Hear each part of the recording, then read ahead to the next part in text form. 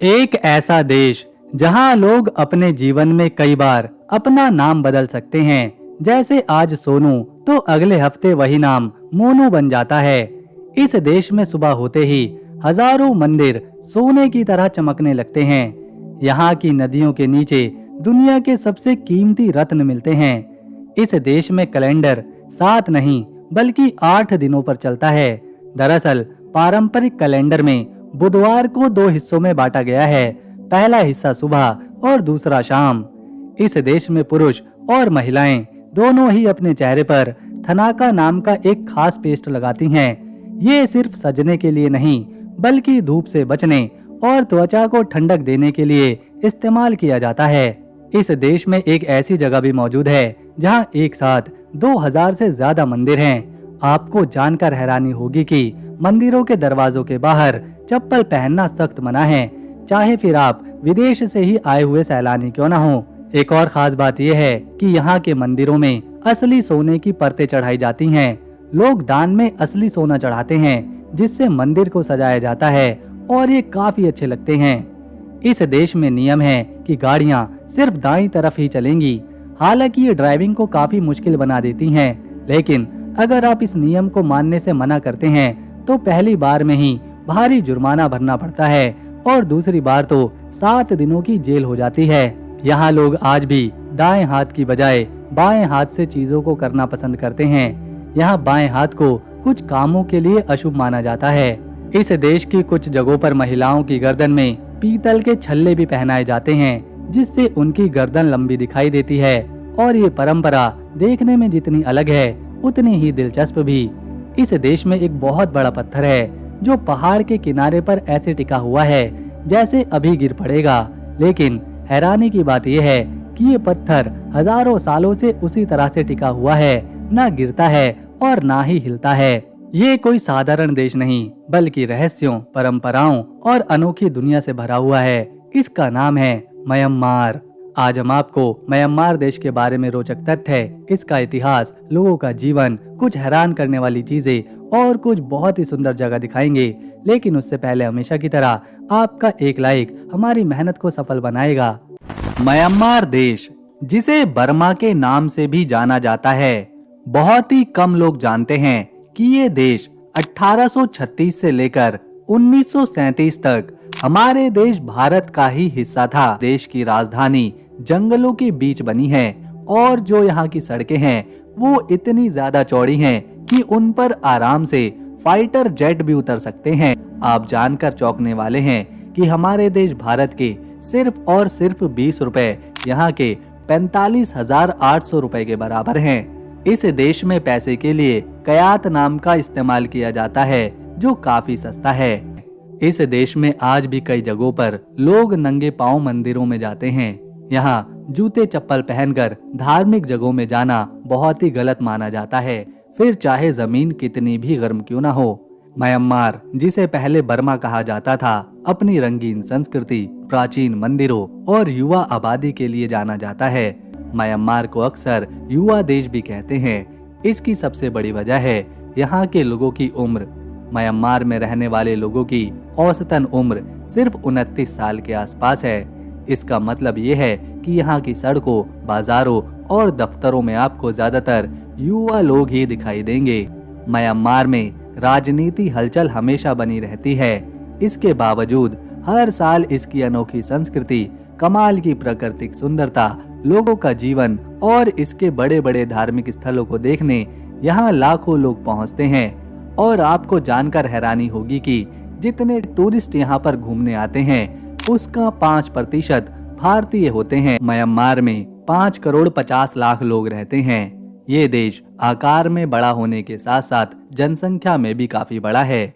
जनसंख्या का लिंग अनुपात देखा जाए तो म्यांमार में महिलाओं की संख्या और पुरुषों की संख्या लगभग एक ही समान है। लेकिन जब बात इसकी राजधानी की होती है तो एक सवाल हर किसी के दिमाग में आता है, ये राजधानी अचानक कहां से आई? क्योंकि यांगून जैसे पुराने और बड़े शहर के बीच में से अचानक एक नया शहर उभर आया जिसका नाम है नेपिडो।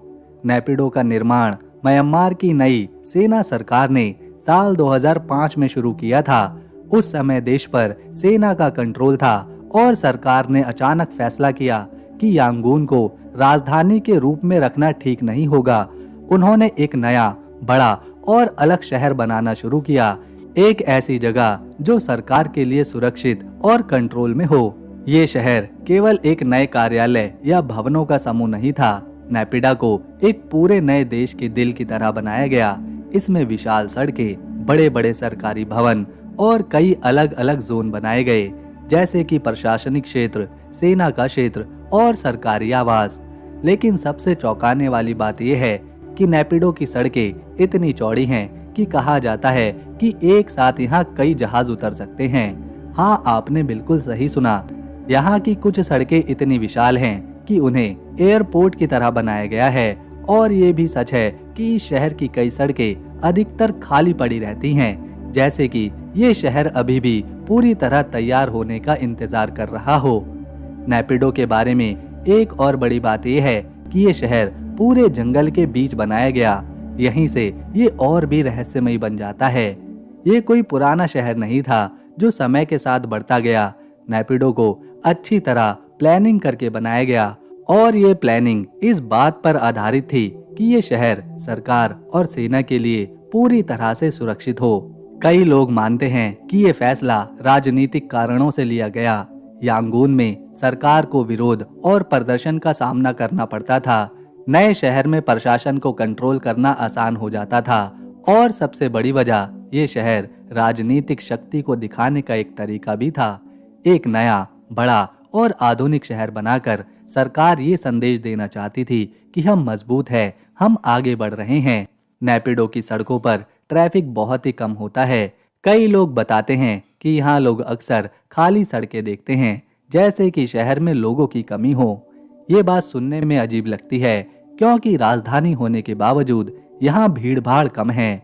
इस शहर का नाम नेपिडो का मतलब है राजधानी, यानी ये नाम खुद में ये बताता है कि ये शहर केवल एक राजधानी बनाकर ही बनाया गया था, जैसे कोई नाम पहले से तय था और शहर उसी के अनुसार बना। नेपिडो शहर हमें बताता है कि कभी कभी शहर केवल घर और सड़कें नहीं होते, बल्कि राजनीति, ताकत और कंट्रोल का भी हिस्सा होते हैं। ये एक ऐसा शहर है जो प्लानिंग से बना, कई सवालों के साथ और अक्सर सुनसान दिखाई देता है। इस देश की सबसे बड़ी पहचान है इसकी धार्मिक विविधता, लेकिन इसमें भी एक धर्म सबसे ज्यादा प्रमुख है। यहाँ के लगभग 88% लोग बौद्ध धर्म के अनुयायी हैं। म्यांमार में बौद्ध धर्म केवल एक धर्म नहीं, बल्कि लोगों की रोजमर्रा की जिंदगी, संस्कृति और सोच का हिस्सा है। मंदिर, पूजा, धार्मिक त्योहार और भक्ति की भावना हर जगह दिखाई देती है। बौद्ध धर्म के बाद म्यांमार में ईसाई धर्म का एक बड़ा समुदाय है, जो कुल आबादी का लगभग 6% है। ईसाई समुदाय खासकर कुछ खास क्षेत्रों में ज्यादा मिलते हैं, जैसे कि पहाड़ी इलाकों में रहने वाले जनजातीय समुदाय। तीसरे नंबर पर यहाँ इस्लाम धर्म है, जिसका हिस्सा लगभग यहाँ 4% है। म्यांमार में मुस्लिम समुदाय कई जगहों पर रहते हैं और कुछ हिस्सों में उनकी संख्या ज्यादा भी है। इसके अलावा देश में हिंदू धर्म और दूसरे धर्मों के लोग भी यहाँ रहते हैं। ये है शर्डागोन पैगोडा। ये म्यांमार के यांगून शहर में मौजूद है और इसे देश का सबसे पवित्र धार्मिक स्थल माना जाता है। ये मंदिर गोल्डन पगोडा के नाम से भी मशहूर है, क्योंकि इसका पूरा ढांचा सोने से ढका हुआ है और सूरज की रोशनी में ये एकदम चमकदार दिखाई देता है। माना जाता है इसे 2500 साल पहले बनाया गया था। ऐसा कहा जाता है कि इसके अंदर भगवान बुद्ध के 4 महत्वपूर्ण बाल और कुछ अन्य अवशेष रखे हुए हैं। ये अवशेष भगवान बुद्ध के जीवन से जुड़ी वस्तुएं मानी जाती हैं, इसीलिए ये जगह बहुत ही खास बनती है। समय के साथ कई राजाओं ने इस पगोड़ा को और बड़ा और ज्यादा सुंदर बनाया। हर युग में इसे सजाने के लिए सोना, कीमती पत्थर और कई कीमती चीजें जोड़ी गईं। इस पगोड़ा की खासियत ये है कि ये सिर्फ एक मंदिर नहीं, बल्कि एक पूरा धार्मिक परिसर है। यहाँ कई छोटे छोटे मंदिर, पूजा स्थल और म्यूजियम भी हैं। ये है इनके लेक। म्यांमार की सबसे अनोखी और खूबसूरत जगहों में से एक। ये झील सिर्फ अपने नज़ारों के लिए ही नहीं, बल्कि यहाँ के लोगों के अलग जीवन जीने के तरीके के लिए भी पूरी दुनिया में मशहूर है। इस झील की सबसे खास बात है कि यहाँ लोग जमीन पर नहीं बल्कि पानी के ऊपर रहते हैं। जी हाँ, यहाँ के घर लकड़ी के खम्भों पर बने होते हैं जो झील के अंदर खड़े किए जाते हैं। इसे देखकर ऐसा लगता है जैसे पूरा गांव पानी पर तैर रहा हो। यहाँ के मछुआरे एक बिल्कुल अलग तरीके से मछली पकड़ते हैं। वो नाव चलाने के लिए हाथों की बजाय अपने पैरों का इस्तेमाल करते हैं। एक पैर से नाव को संतुलित रखते हैं तो दूसरे से चप्पू चलाते हैं। ये तरीका दिखने में अजीब है लेकिन उतना ही दिलचस्प है। इसके अलावा यहाँ के लोग फ्लोटिंग गार्डन यानी तैरते हुए खेत भी बनाते हैं। ये खेत पानी के ऊपर ही तैयार किए जाते हैं जहाँ सब्जियां उगाई जाती हैं। ये एक अनोखी खेती का तरीका है जो दुनिया में शायद ही और कहीं देखने को मिले। ये है हपा इन केव्स। ये केव्स म्यांमार की सबसे रहस्यमयी और एडवेंचरस जगहों में से एक है। ये जगह खासकर उन लोगों के लिए है जिन्हें गुफाएं, पहाड़ और छुपी हुई दुनिया देखना पसंद है। ये गुफाएं हपा एन नाम के इलाके में मौजूद हैं और चारों तरफ से हरे भरे पहाड़ों से घिरी हुई हैं। जैसे ही आप यहाँ पहुँचते हैं आपको लगेगा कि आप किसी फिल्मी या रहस्यमय दुनिया में आए हों। इन गुफाओं की सबसे खास बात यह है कि यहाँ अंदर जाने पर आपको बड़े बड़े पत्थरों के बीच युद्ध की मूर्तियाँ देखने को मिलेंगी। कुछ गुफाओं के अंदर तो इतने लंबे रास्ते हैं कि चलते चलते ऐसा लगता है जैसे आप किसी अनजान सुरंग में खो गए हों। कुछ गुफाओं के अंदर आपको छोटे छोटे मंदिर भी मिलेंगे जहाँ लोग आज भी पूजा करने आते हैं। यानी ये सिर्फ घूमने की जगह नहीं बल्कि एक धार्मिक स्थल भी है। शाम के समय हजारों चमगादड़ एक साथ गुफाओं से बाहर निकलते हैं। ये दृश्य इतना अलग और रोमांचक होता है कि लोग खासतौर पर इसे देखने पहुंचते हैं। तो दोस्तों, अगर आपको म्यांमार देश की हमारी ये वीडियो, मेहनत और इन्फॉर्मेशन पसंद आई तो इसे एक लाइक दें, शेयर करें और चैनल को सब्सक्राइब कर बेल आइकन जरूर दबाएं ताकि आने वाली नई वीडियो मिस न हो। हम मिलेंगे नेक्स्ट वीडियो में, तब तक के लिए नमस्कार, अपना ख्याल रखें।